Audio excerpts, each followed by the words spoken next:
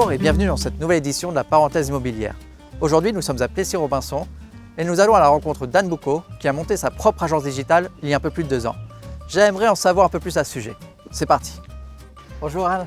Salut Gus. Merci de nous recevoir dans ce beau parc. C'est vrai que ça change des bureaux, c'est bien aussi. C'est ça, on est sur la coulée verte et on touche le Plessis-Robinson, Châtenay-Malabry, Fontenay-Rose. Est-ce qu'il y a eu une évolution dans la demande ou est-ce que la demande est toujours la même depuis le Covid? Tous les Parisiens sont venus s'éloigner sur notre zone ici.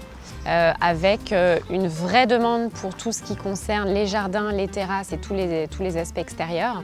Et tu penses que le télétravail a joué son rôle aussi là-dedans? Alors il y a une évolution effectivement au niveau, je dirais, des styles de vie. Donc l'aspect bureau, c'est des choses qu'on nous demandait très très peu avant. Et là, parfois, il faut même un bureau pour madame, un bureau pour monsieur. Donc comme tu l'indiques, il faut un peu se réinventer. Si l'espace est un peu restreint, imaginez d'avoir peut-être un espace dans le salon dédié à ou un petit coin bureau.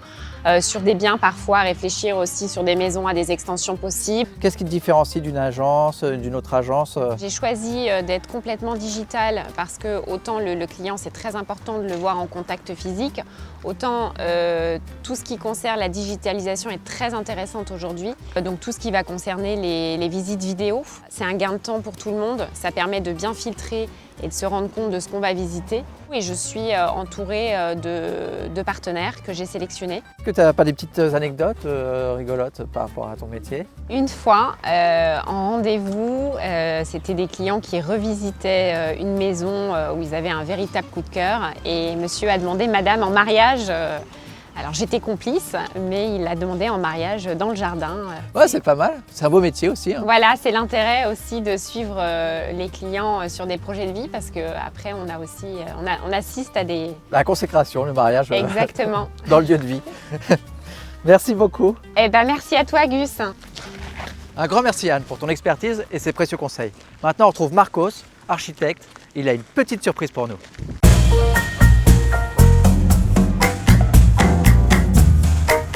Salut Marcos. Salut Grace, Ça va? Ça va bien? Ouais, Bien. très bien, ouais. Merci de m'avoir proposé de venir ici. Du coup, Je t'en prie. c'est quoi cet endroit-là? C'est un endroit complètement caché. Donc soit tu connais, soit tu ne pouvais pas imaginer qu'il y avait un artiste qui habitait ici, qui travaillait ici et qui surtout avait pris le soin de décorer la façade de son atelier comme tu le vois. Qu'est-ce que tu fais dans la vie? Je suis architecte indépendant à Paris et j'ai ma propre agence depuis à peu près 5 ans. Je vois l'archi comme un espèce de projet en commun avec les gens, donc c'est pour ça que c'est important d'avoir des clients qui te font confiance. Et presque parfois on explique que c'est comme choisir un médecin traitant, un médecin de famille, avec qui tu te sens en confiance et avec qui tu peux vraiment ensemble les laisser prendre soin des espaces dans lesquels tu vas vivre. Donc pour toi, c'est quoi du coup un projet réussi en architecture? C'est vraiment quand j'ai livré les projets et que les utilisateurs se sentent bien dedans et qu'ils arrivent vraiment à s'approprier de cet espace par eux-mêmes. Moi, être architecte, c'est vraiment donner forme aux envies des gens et les proposer des espaces qui sont vraiment en face avec sa façon de voir les mondes et sa façon de vivre. C'est le Corbusier du coup qui dit l'architecture, c'est pas un métier, c'est une tournure d'esprit. Qu'est-ce que tu en penses de cette phrase?